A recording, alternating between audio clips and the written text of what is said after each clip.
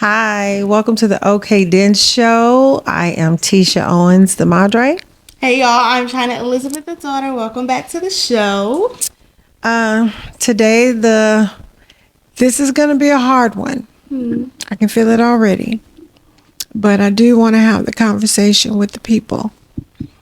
I recently lost my dad, and Chyna and I were coming up with what we were going to discuss this week, and I felt that's what I wanted to talk about, the loss of a father, especially my loss.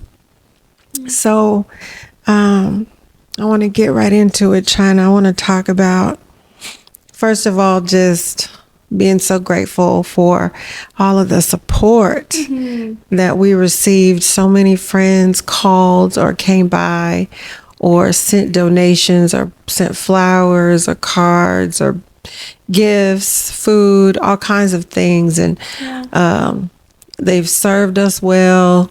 They've been attentive. They've listened. They've allowed us to just be ourselves in this time, whatever we were feeling. They allowed us to just be, and I'm so grateful for that. Definitely. And I'm grateful for you having my daughter there with me during those times of just needing a shoulder. I appreciated her and my son. They both just sat with me and covered me with so much love, and I'm so grateful for that. I'm grateful for you too. Thank you. But I wanted to talk about it because in this process, I learned a lot. You know, I've lost loved ones before, but, you know, losing a father was different. The part that I want to share about the loss is, you know, I had the opportunity to spend weeks with my dad before he passed away. We knew that he had terminal cancer, and we had the opportunity to spend a lot of time with him, talk with him, pray with him. We had Bible studies together, sharing the word, and we were able to also plan his funeral. We were able to walk out all of the instructions that he had directed us to produce for his viewing, for his service, as far as the program went, the different people that he wanted to be a part of it. We literally had full out conversations about that. And I do want to talk about that. I want others to really take the time to think about your future plans. People find it hard to deal with death for some reason. They feel like it's a negative to have that conversation, to plan your death, but we're all going to die. And so I just admonish us to have conversations with our family and friends, those that we trust and really want particular things carried out. Talk to people about it. Like, I'll say with you, Chyna, I've been talking about it. I was just about to say the same thing. One thing about my mama, I know she don't want to be seen. I know she want to be cremated. I know she want red and purple. And that's as much. I know it's gonna be a celebration and stuff like that. But the main thing is she don't want to be there. I don't want to be there. Yeah. But what do I want up at the funeral? Pictures of you, big pictures of you, beautiful pictures showing the life that she lived, her vibrant personality, and remembering her in that time. Exactly. Yeah. So my daughter is very clear. Very much so. Because we've talked about it. And that's why I'm saying you should not put that kind of pressure on your family to have to figure it out, because it can cause a lot of commotion that doesn't necessarily need to be there. Because if things are planned out and people know what you want, the ultimate goal is to just carry those things out. And it just makes it made it a lot easier for my siblings and I, because we were clear on what my dad wanted. And his wife, she was clear on what my dad wanted, and we literally just followed those instructions. He had personal conversations with each of us where we were able to write things down, take notes, so when those things happen, we walked it out. Yeah. And it was a beautiful service. It really was. Thank you. It was amazing. He looked amazing. I'm so grateful that Crystal asked him to allow us, because he didn't want to be seen as well.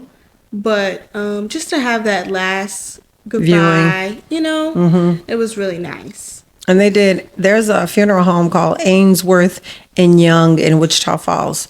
They did an outstanding job on my father. He looked amazing. Yeah. He just looked like he was pleasantly sleeping, and he looked so handsome, and that made us all so happy. Yeah. So do the research even on that, finding out if you do want a body shown, who's the funeral home you want to use, and see what they've already done to make sure you feel comfortable with it. A lot of people don't know this, but I do makeup for the deceased. I've been doing it off and on for years now. Yeah. And so it's a privilege and an honor when somebody asks me to do makeup for a loved one or someone that they've lost. So it means something to me when I see a loved one who has passed away and they look amazing. Yeah. So that particular funeral home for us, I didn't have to do my father, which I was so grateful for. I would have done it, but I was grateful I didn't have to, that they had done such a wonderful job that they didn't have to leave that to me. But that was one of the things I wanted to share with you. Some other things I want to share is be present for your friends when they're going through grief, when they're going through loss.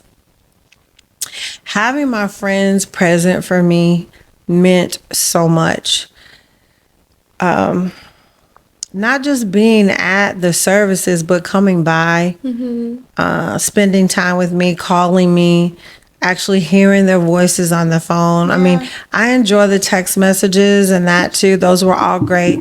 It was just really encouraging to hear individuals call me to tell me that they were praying for me or they stopped and prayed with me. That was very comforting.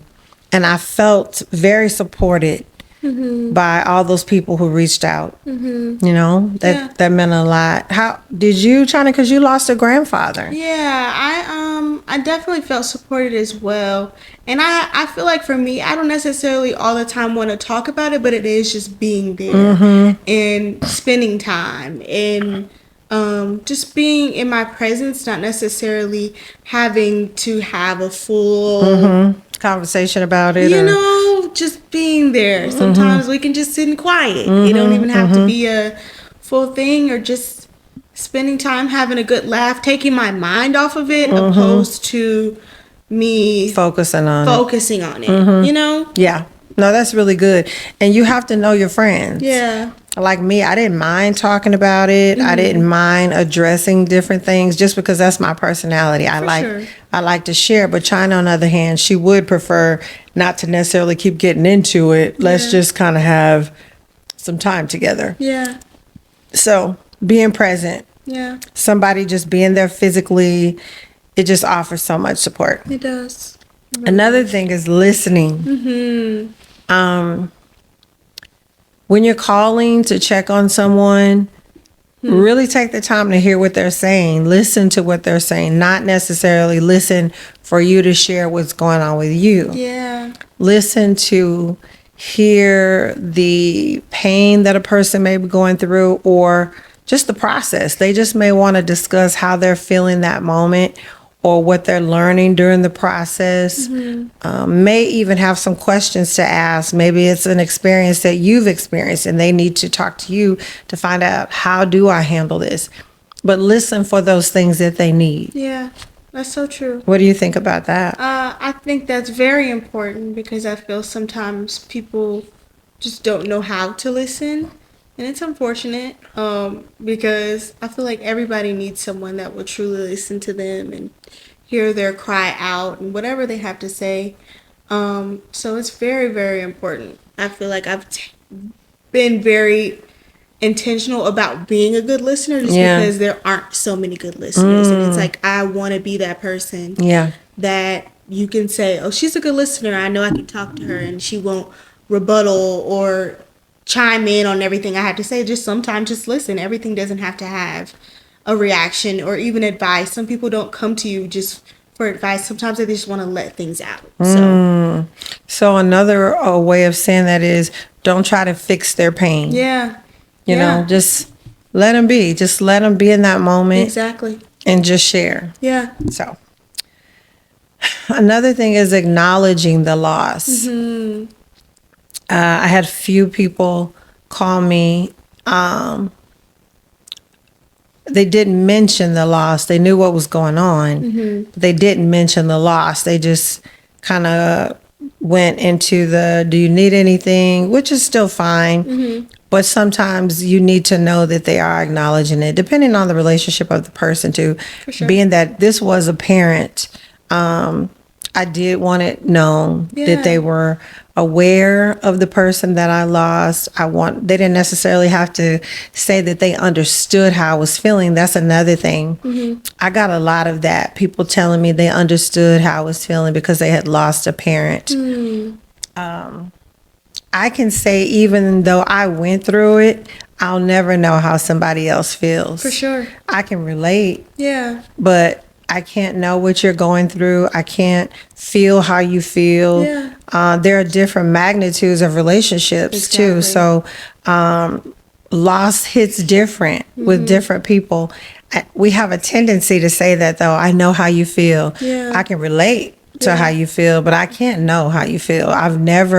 No one has ever felt the way I felt personally. Yeah. But you can relate to it. Right. So I think that's also a better way of communicating. I'm not saying it's the only way. It's just a better way, just to let someone know I can relate, as opposed to I know exactly how you feel.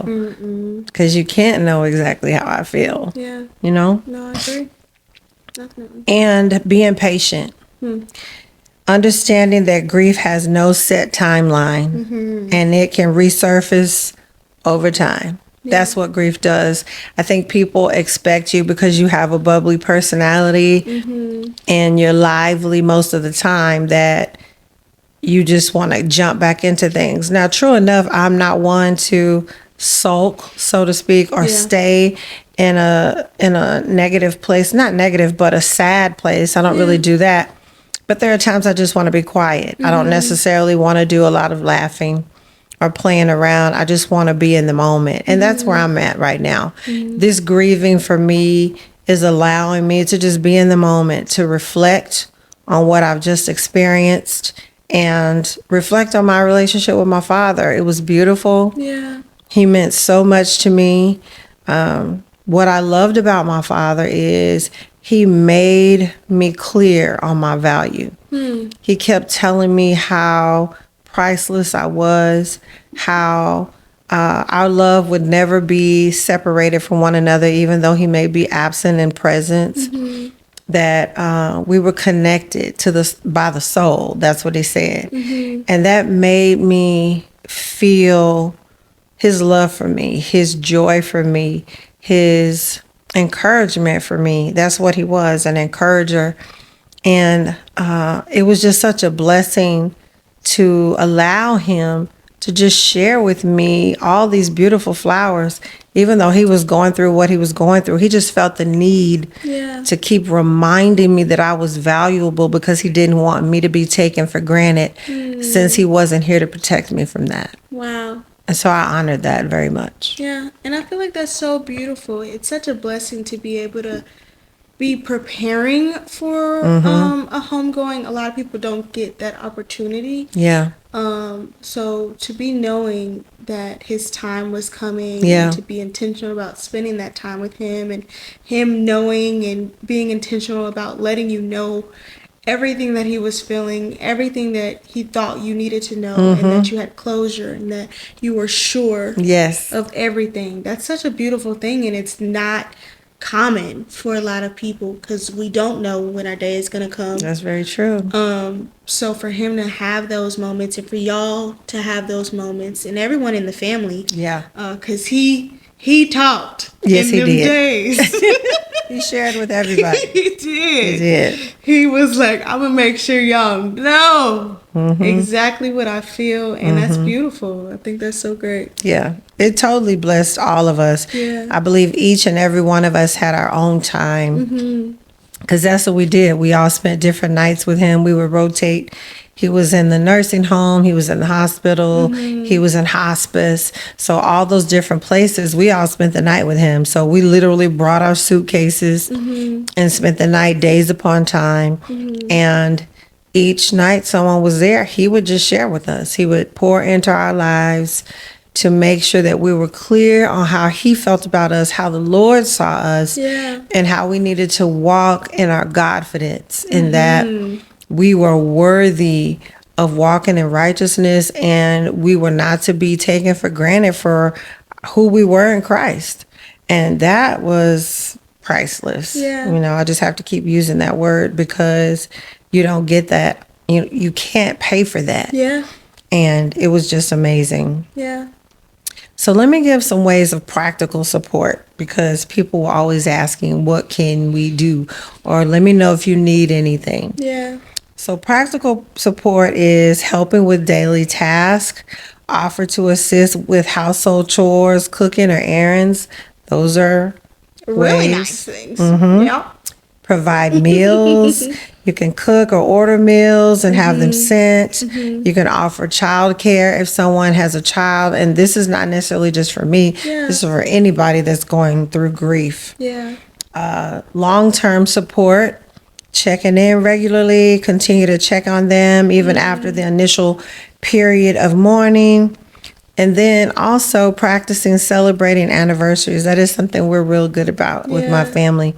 We remember the significant dates and the anniversaries, like our father's passing or even my brother's passing. Just different things. We take time to celebrate their life and just remember who they are and who they've been. So joining in with those things are fun. And then encourage professional help.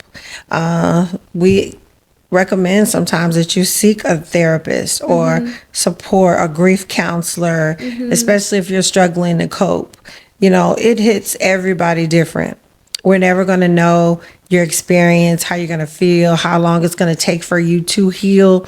But sometimes you may need a support system. For me, it was just my family, having my daughter here, my son here, my husband. My husband was a huge support, just being there, making sure that he was giving me the push to go spend the time with my dad, as well as just letting me talk. Whenever I wanted to talk, just sitting there and listening. So those things are just...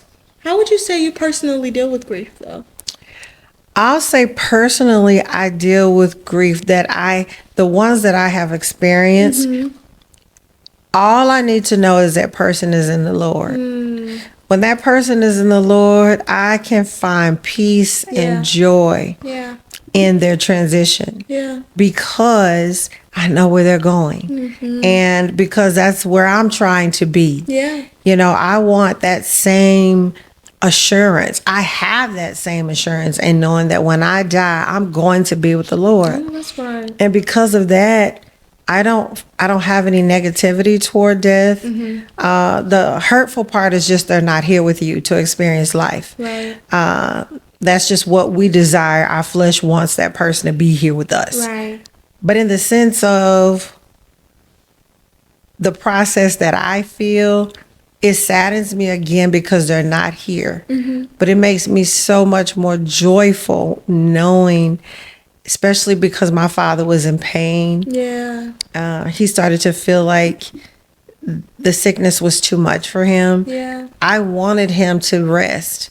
I wanted him to not have to suffer in pain anymore. I didn't want him to be feeling like he couldn't manipulate things, not manipulate, but maneuver the way he used to. He couldn't walk the way he used to. He couldn't get up out of the bed the way he used to. He couldn't travel the way he used to. Just going from the building to the car. He couldn't do that anymore. So those things were causing his mental to feel not hopeless, but a sense of, I can't manage myself anymore. And because I can't manage myself anymore, I don't want the pressure. I don't want to feel like I'm burdening others having to take care of me. So Father, I would rather you take me than to allow me to stay here and be where I have to be watched and cared for 24 hours a day. So to know that he's at rest and to know that he's no longer suffering, that makes me happy. Yeah, I agree. Totally agree. It's hard to see someone transition when you've seen them so full of life and vibrant, and he had a huge personality and stayed on his feet at all times, moving around like he was 20 still, in his older age. So to see that transition, and the transition was kind of fast. Yeah. So it's a lot harder to deal with seeing that. And you do want them to be with Jesus and know that they're not in pain and free from all of that. So it is definitely a blessing that he's with Jesus. He up there having a good old time. Yes, he is. He over there dancing to Atomic Dog. There you go. And all of that. That was one of his songs that he liked to heaven. dance to. Yeah. That we can say about him. That is too funny. Another thing you can do is give space if needed. Some people may need time to be alone and process their grief, and that's okay. Yeah. You know, I have siblings, and the siblings, they dealt with things differently. Some wanted to be right there when the process was happening. Some needed to be away for the time of the transitioning because it was just too much for them. We had to be okay with whoever wanted to do what. Yeah. It was not a pressure thing. It was not a you have to because this is dad, you got to do this. We all loved him. Yeah. So we felt like however each of us needed to manage those emotions, it was all good. Respect how a person mourns. Yeah. Everyone grieves differently, like I said. So be supportive of how they choose to mourn. It's okay. You can personalize your support by possibly sharing memories. If you know that there's memories that you have with that person, you can share that with the family or with your friends, just creating positive memories for that person. That's always fun. I loved seeing pictures of my dad with his friends or some of the fun times he was having with other people. That was making me so excited just to see him in his element. What would you say your favorite memory is with Papa? My favorite memory. Or like a core memory. Not necessarily favorite, but like one that. So one thing I really remember is our wedding night. December the 7th, 2014, at our wedding reception. My daddy on that dance floor. Oh my gosh. He was having such a good time. And I remember my friends just enjoying him so much at the wedding and thinking, your daddy is having too much fun. They were thinking this is where you get it from. That's exactly what they were saying. She the same way. She was having just as much fun on that dance floor. Yes, I was. So it was all coming together. It was all making sense. Yes, but that was what was so great about it is because I was just as excited to be dancing. He was out there dancing with the crowd. We were out on the floor all together. Yeah. It was just pure fun.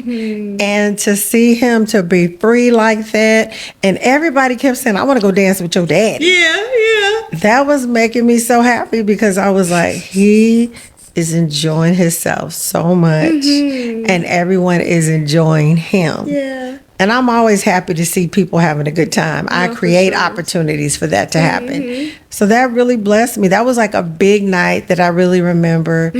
That's what came to my mind when I saw all the joy and happiness was at my wedding, the wedding night, the reception. Yeah. So that was a really amazing memory. What about you? That's so great. The core memory I have of Papa is him teaching me, Chris, and Chianti How to drive. how to drive. And when I say I was an aggressive driver, every curve, we were in a parking lot, every curve, I hit it. I did. He had to reach over and take the wheel a few times. Oh my and God. pray and just talk crazy. But I was learning. Yeah. I was learning. I was trying to figure it out. But I wasn't the worst. Chianti was the worst. Oh my God. And it was a good time. He was all right. He was all right. This earring is leaving me. Okay. Just let it be. Okay. But yes, we had a great time. It was just so funny, and I'm goofy. So if I'm hitting the curb, I'm immediately laughing, and it's a serious situation. You're not supposed to hit the curb, But I thought it was hilarious. Oh my God. I didn't know what I was doing. And he was having a whole panic attack. Like, Lord, let me get home. Because I was not ready for this. But it was a great time. And I always remember he was the one to teach us. And it was multiple times. We would always get on the road. We would go and visit him. And we would spend all the time together. All the cousins would be together. And he would be entertaining us, being crazy, telling jokes. Yes. Reading us scripture. All the things. So just being there and spending time with him and him teaching us stuff. Yeah. But that's funny. He taught everybody how to drive. He did. That was his favorite thing, was to put somebody behind the steering wheel. Yeah. Because he felt like if there ever was an emergency, he didn't care how old you were. You needed to know how to drive a car. Yeah, because we was like 10. Yeah. I probably was about 10. When I think one of my nephews was probably 7 or 8. Oh, wow. Because he didn't care. He felt like once you could understand what the steering wheel was and the brake and the gas, you needed to start learning how to drive. Yeah, that's so funny. We all have memories of driving with my dad. But the main thing is be compassionate. Yeah. Be compassionate. Be patient. Be present. Provide meaningful support. Yeah. I'm going to miss my dad. That's all I know. Yeah. And he was just such a blessing for me. When I think about my dad, I think about laughter. I think about wisdom, joy, love, encouragement, support. If anybody has ever read my book, How to Get Rid of a Man, my dad coached me throughout my life. I mean, I went to him for everything because he was always available for me. He always made sure that he was calling me on a regular basis. He was getting in my business, finding out what was going on with me, and then trying to figure out how he could provide an answer. Yeah. And once I realized that, I used him up. I used him ongoingly. Anytime I had a question or a concern or a thought, I called my dad. That's great. So that part I'll miss, but I'll still talk to him. Yeah. Even at a distance, just, asking the Lord to speak to him for me. But I'm so grateful again for support, for friends, for love, and for anyone that has experienced loss. I pray for you because it hits different. Yeah. It hits everybody a different way. Yeah. So Yeah. we just wanted to come on here and share a little bit about grief, as well as talk about my dad a little more. And we're probably going to add a video at the end. Oh, we definitely should. We need to add a video just so y'all can see him. Yeah. The video collage that we put together to just share a little bit about his past. So we'll do that too. That would be beautiful. I miss my papa too. I know. We missed him. Yeah. Anyway, this was a show for Lullinger Webb Washington Jr., Yeah. my dad, and I thank you all for tuning in. Make sure you all continue to watch us each and every week on YouTube Yeah. at 9 a.m. on Wednesdays.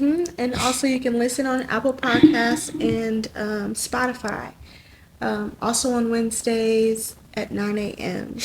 But we thank y'all for tuning in. Make sure y'all are liking, commenting, and subscribing, and tell us about how you've dealt with grief and how you've been a support to someone dealing with it as well. And we hope to see y'all next week. Until the next time. Yes. Okay. Okay then. Bye. Bye then.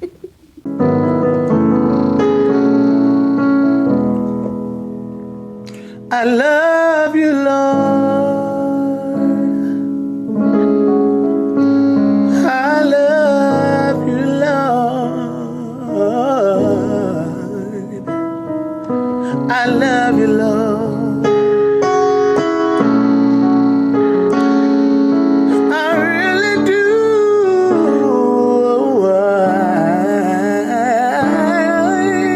I love you, Lord. Oh, yeah.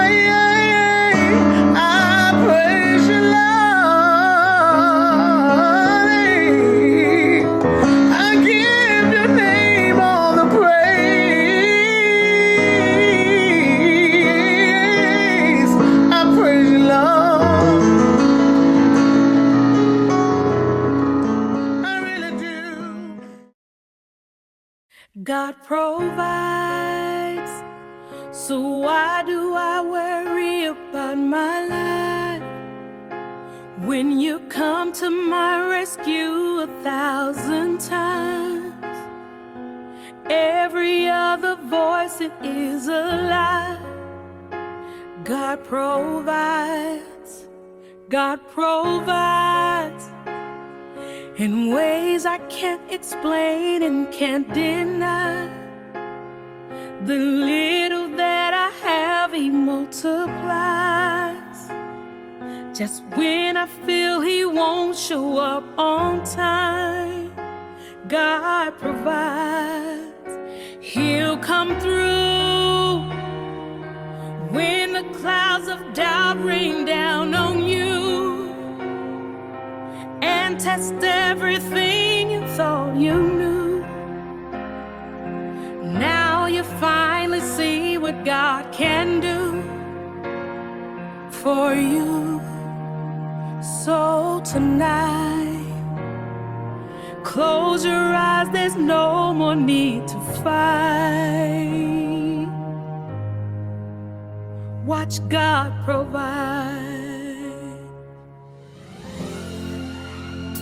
Sometimes